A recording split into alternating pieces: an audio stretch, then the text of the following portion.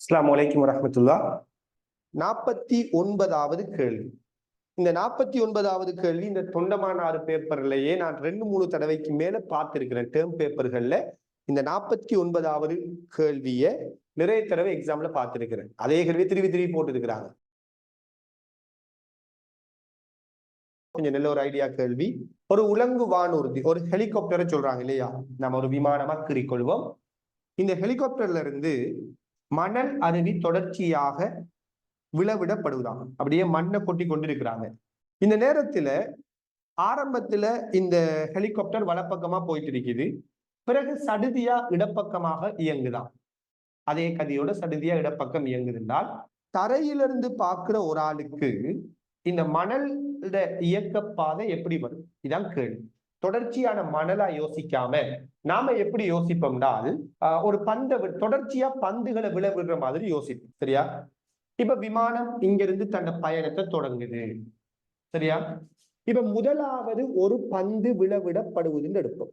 இது முதலாவது பந்து விழவிடப்படுவது. நல்லா பாருங்க, விமானத்திலிருந்து ஒரு பந்தை விழவிடக்குள்ள விமானத்திட வேகம் v இருந்தால் விழவிடப்படுகின்ற இந்த பந்தினது வேகமும் எவ்வளவாகத்தான் இருக்கும்? அதே v ஆகத்தான் இருக்கும். இதை நம்ம போன கிளாஸ்ல பேசி இருந்தோமா இல்லையா?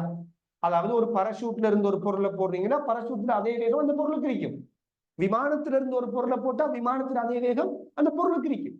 ஆக இந்த பந்து விழவிடப்படுற முதலாவது பந்துட வேகமும் விமானத்துல அதே வேகமா இருக்கும். அப்ப வீதான் ரைட். அப்ப விமானத்தில வேகம் v அடிக்கக்குள்ள பந்து அதுல இருந்து விழவிடப்படுகின்ற பந்துட வேகமும் v. இப்ப அடுத்து ஒரு செகண்ட் என்று யோசிப்போமே. ஒரு செகண்ட்ல இந்த விமானம் மாறா கதியில போற விமானம் இங்க வந்துட்டு.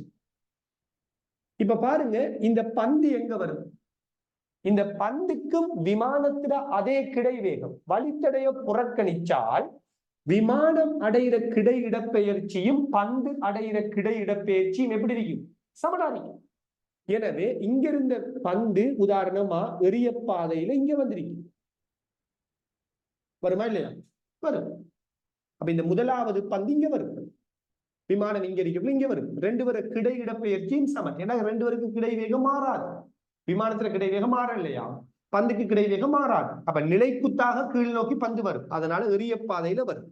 கிடை இடப்பெயர்ச்சி ரெண்டுக்கு சமன்.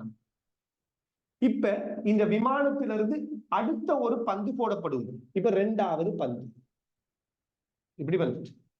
இது ரெண்டாவது பந்து போடுறாங்க. முதலாவது பந்து இந்த அடிக்குது, இரண்டாவது பந்து இந்த அடிக்குது.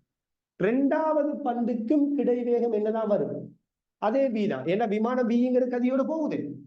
இப்ப அடுத்த ஒரு செகண்ட்ல நடக்குது.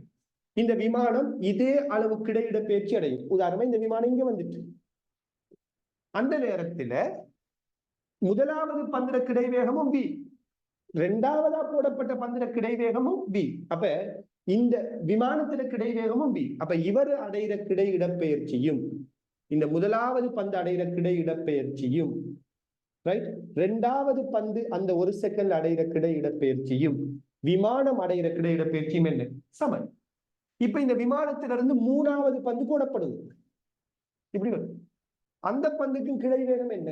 v v v. எல்லாமே கிடை வேகம் v. அடுத்த ஒரு செகண்ட்ல இந்த விமானம் இங்க வந்துச்சு. இப்ப இவர் இங்க வந்திருப்பார். மூணாவது பந்து இங்க, உதாரணமா ரெண்டாவது பந்து இங்க, முதலாவது பந்து இங்க வந்திருப்பார். இப்ப நாலாவது பந்து போடப்படும். இப்ப யோசித்து பாருங்க. இப்ப இந்த விமானம் இப்படியே பறந்துட்டு இருக்கக்குள்ள இது எல்லாத்தையும் தொடர்ச்சியான மணல் மணியா யோசிச்சீங்கன்னா முதலாவது, ரெண்டாவது, மூணாவது, நாலாவது பந்தெல்லாம் எப்படி இருக்குது? ஒரே நேர்கோட்டுல இருக்குது. இருக்குமா இல்லையா? இப்படி ஒரே நேர்கோட்டுல தான் இந்த மணல் மணி விழுந்திருக்கும். இப்ப என்ன நடக்குது? வலப்பக்கமா போயிட்டு இருந்த விமானம் சடுதியா இடப்பக்கமாக வீங்கிற வேகத்தோட போகும். இப்ப என்ன நடக்க போகுது பாருங்க. இப்ப வலப்பக்கமா போயிட்டு இருக்கக்குள்ள பந்து, இந்த பந்து இந்த மணல் மணியெல்லாம் இப்படியே வந்துச்சு, இப்படியே வந்து இந்த அடிக்குது மணல் மணி. இப்ப இதை நான் அழிக்கிறது விளையாடு. இப்ப இந்த விமானம் இடப்பக்கமா போகுது. இப்ப நாலாவது பந்து போட்டதுக்கு பிறகு அஞ்சாவது பந்து போடக்குள்ள விமானம் இடப்பக்கம் போகுது. இதுவரைக்கும் v இருந்தது. இப்ப சடுதியா திரும்புதான். சடுதியா இடப்பக்கம் v யோட போகுதுன்னு சொல்றாங்க. அப்ப கற்பனையில் எடுப்போம் இதை விட இப்படி இருந்த விமானம் சடுதியா இப்படி போகுது, இப்படி வந்துட்டு இப்ப விமானம் இங்க வந்துட்டு. இப்ப 5வது பந்து இந்த இடத்த போடப்படுது, சரியா? அடுத்த ஒரு செகண்ட்ல பந்து இங்க, விமானம் இங்க வருது. அந்த டைம்ல இந்த 5வது பந்து இங்க வருது, ரைட்? இப்ப 6வது பந்து போடப்படும். அடுத்த ஒரு செகண்ட்ல இந்த விமானம் இடப்பக்கம் இங்க வரும். அப்ப 7வது பந்து போடப்படும், 6வது பந்து இங்க வரும், 5வது பந்து இங்க வரும். அதே நேரத்துல இந்த பந்தெல்லாம் இணைஞ்சிருக்கும், கீழுக்கு போயிருக்கும். இவர் கீழுக்கு வரக்குள்ள அதுக்கு முதல்ல இவர் கீழுக்கு போயிருப்பார். அப்ப டெஸ்டுக்கு போடப்பட்ட பந்துகள் இந்த நேர்கோடா இப்படி இருக்கக்குள்ள, இடது பக்கம் விமான போக்குல போடப்பட்ட பந்துகள் இந்த இப்படி வரும் நேர்கோடா. ஆனா இது கீழுக்கு வரும். சில 5வது பந்து இங்க இருக்கக்குள்ள இந்த 4 முதலாவது 2வது 3வது பந்துல அப்படியே கீழுக்கு வந்து இங்க இருந்திருக்கும். 5வது பந்து இருக்குதுன்னா 4வது பந்துல இருந்து அப்படியே இங்கால பக்கம் 3 2 இப்படி இருந்திருக்கும். இது டெஸ்டுக்கு வலப்பக்கம் போக்குல போடப்பட்ட பந்து, இது இடப்பக்கம் போடக்குள்ள போடப்பட்ட பந்துகள். 2 பேரும் இப்படியே போவாங்க. இந்த 2 பந்து இப்படி போய் கொண்டிருக்கு, இப்படி கீழுக்கு போய் கொண்டிருக்கு, சரியான? அப்ப விட பொருத்தமானது 4வது தான்.